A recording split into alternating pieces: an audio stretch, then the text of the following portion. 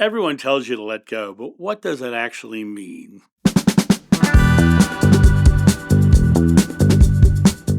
Hey guys, it's John here in the studio having a fabulous day. Hope you're having a fabulous day as well. You know, People are also often saying to let go or surrender and all these kind of lines that like, but what am I supposed to let go of? Tell me what I'm supposed to let go of. Well, what we're letting go of, most people don't realize, is we're just simply letting go of fear. And letting go isn't a weakness, it's wisdom. It's the realization that peace doesn't come from controlling life, it comes from trusting it. Let's explore how to release what's weighing you down without losing your sense of self, purpose, or power. Hey, let's come to understand what letting go really means. Letting go isn't giving up, it's not surrendering. It's coming back to a space of realizing we're releasing the fog. We live in a world that's made of pure love, and we ourselves have a fog that hides that love from us at times. Until we realize that our hand is on the knob of the fog machine and we control how much we can see and can't see, we're going to live in a deep fog that makes us feel separate from love. It's not about resigning, it's not about surrendering, it's about cooperation in the world of just choosing to see the light.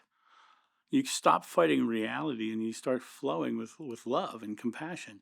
You trade tension for trust, resistance for rhythm. Control is the illusion that causes the suffering, causes the fear, because we're trying to control things so that we won't have fearful things happen.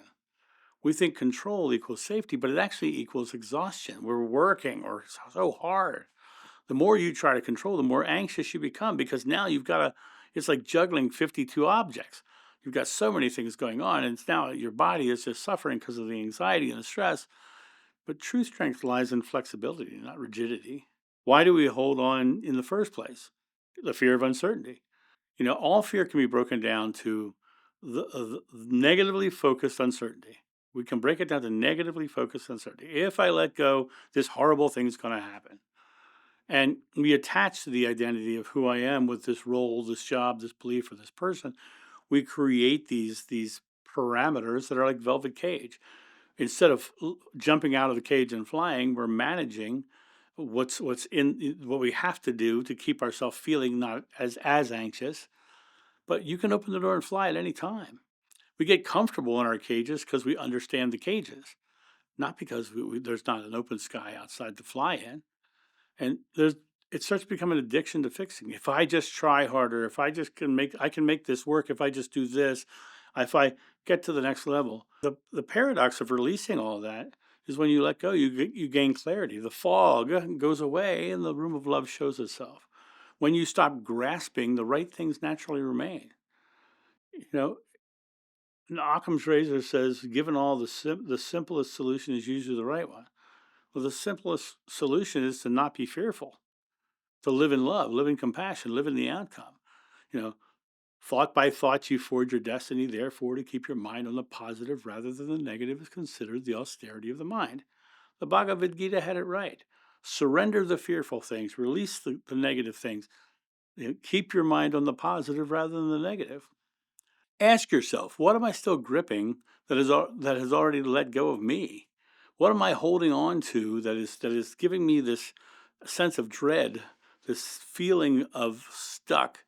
And start to become very aware of your emotions because God speaks in feelings, not thinkings. The first step is to release the emotional attachment. Buddha talked about releasing attachment all the time, but you can't release what you don't choose to feel. Avoidance keeps emotions stuck. We stay in avoidance because we're paralyzed. What paralyzes us are fears. Fear is always a paralyzer, but awareness of that sets you free. Yoda literally said it, named must your fears be before banish it you can. You must name the fears before you can banish it. Oh, that's just fear. Well, what happens when you do that? Before that moment, you are inside of fear. You're in fear. You've heard that expression many times, I'm sure. I'm in fear, right? Well, you're inside of it, which means you can't control it. Oh, it's just fear. It's now external. It's no longer something you're inside of. It's something that you've identified and labeled as separate. And now you can release it because now you have set yourself outside of the emotion of stuck, the fear that has kept you locked inside. Suppression is like holding a beach ball underwater. It always bursts back up.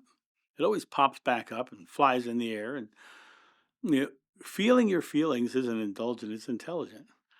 Identify your feelings. Named must your fears be.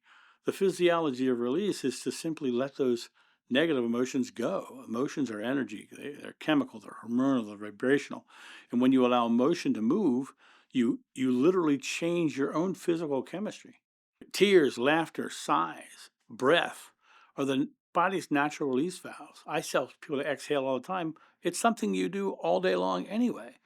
I'm just talking about identifying it and acknowledging it, how good you feel when you've let the air out. So, how do we process our emotions consciously? Before we react to things, exhale, shut off the fear response first, turn it off, pause instead of reacting. Be an action hero, not a reaction hero. Name the emotion without judgment. I feel fear. I am fearful. Name the fear, just like Yoda said. Breathing and exhaling until that sensation, the feeling of it softens. And ask, what is the fear here? What is the truth this emotion is trying to reveal to me? What am I afraid of? And what fear can I release?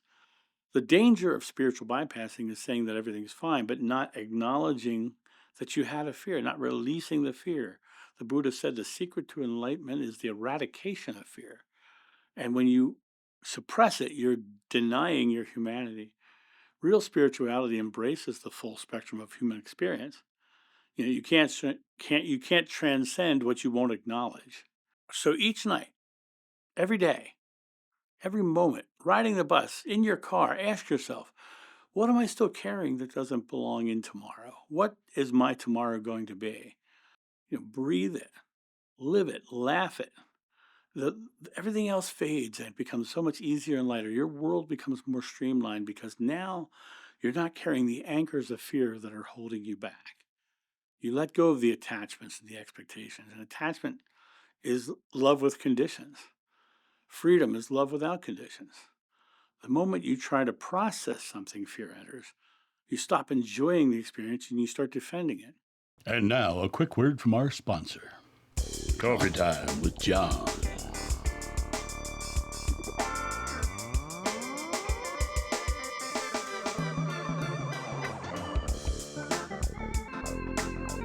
This channel runs off coffee, so get your coffee and tea at johnsjoe.com. True love allows flow. It doesn't cling to you. Nobody likes a clingy relationship, right? Expectations create those suffering. And when reality doesn't match our mental script, we resist. The gap between what is and what should be is where pain lives. Expectations turn life into performance instead of partnership. So let's transform expectation into intention. Understand, intention is rooted in energy, not outcome. Expectations says it must happen this way. It's trying to define the parameters of how things can come. Intention says I trust that the best is unfolding. And letting go in relationships, love doesn't mean holding on at all costs. Letting go in relationships is allowing the people in your life to see who you really are so they can love you unconditionally.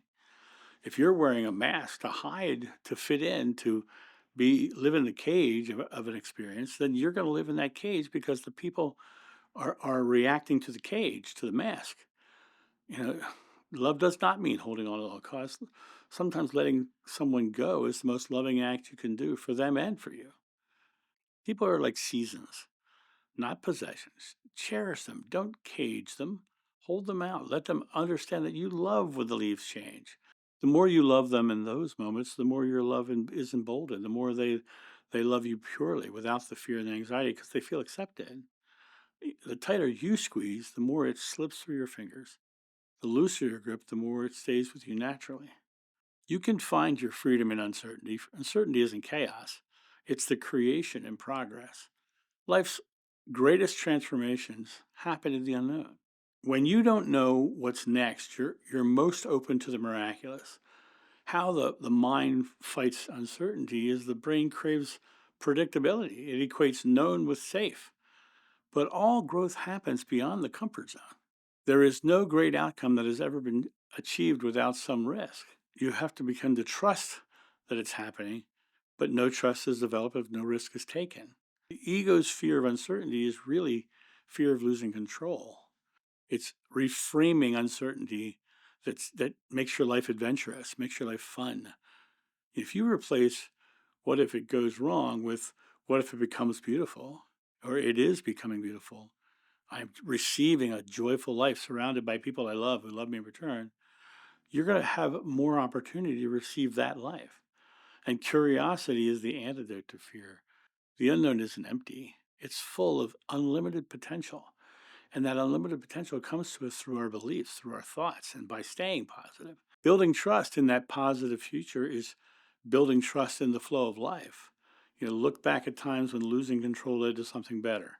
Your worry has never solved a problem.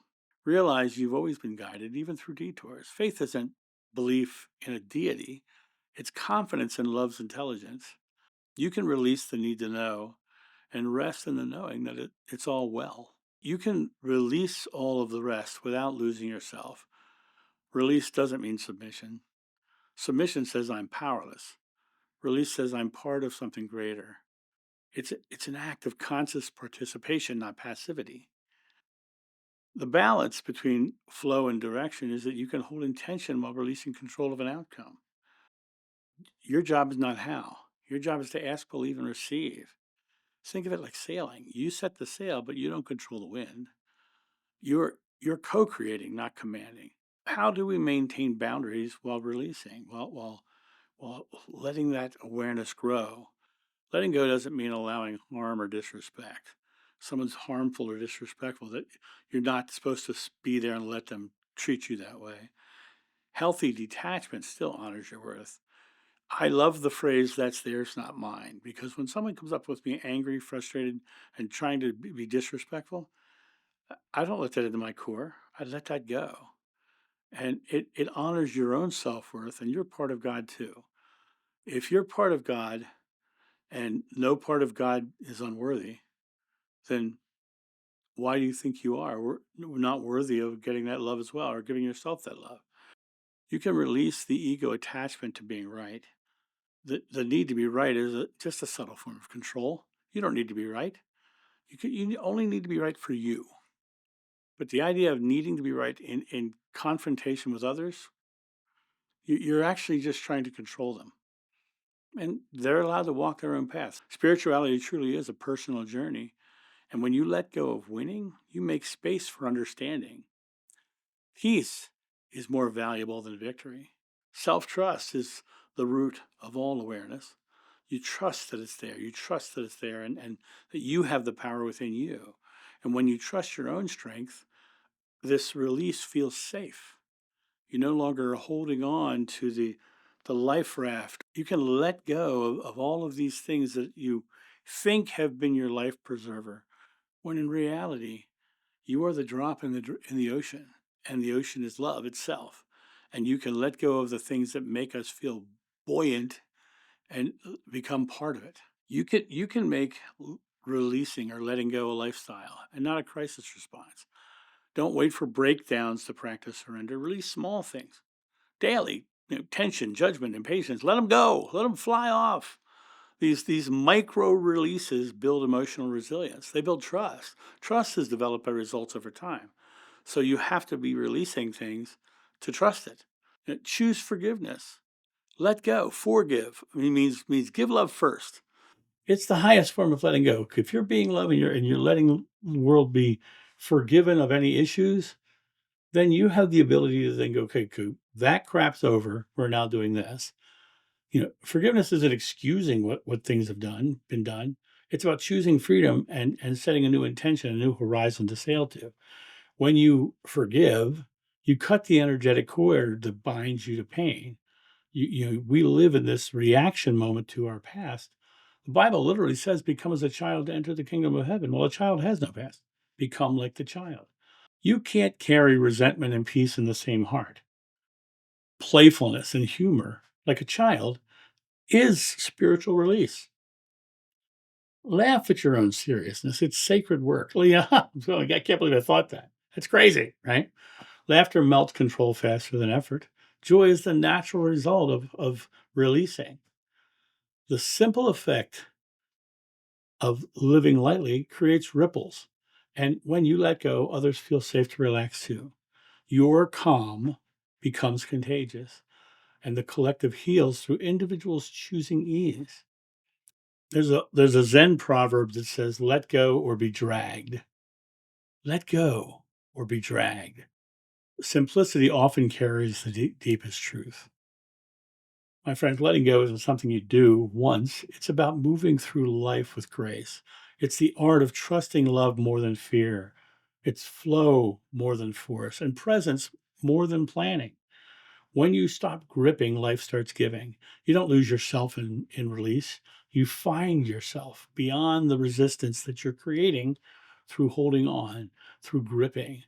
The ability to release the things that hold you back is something you have the ability to do every day. You can release, you can let it go. And it only happens in the now. In this one single present moment is the moment you create. And you can create a life of freedom and joy and love by simply releasing the things that aren't.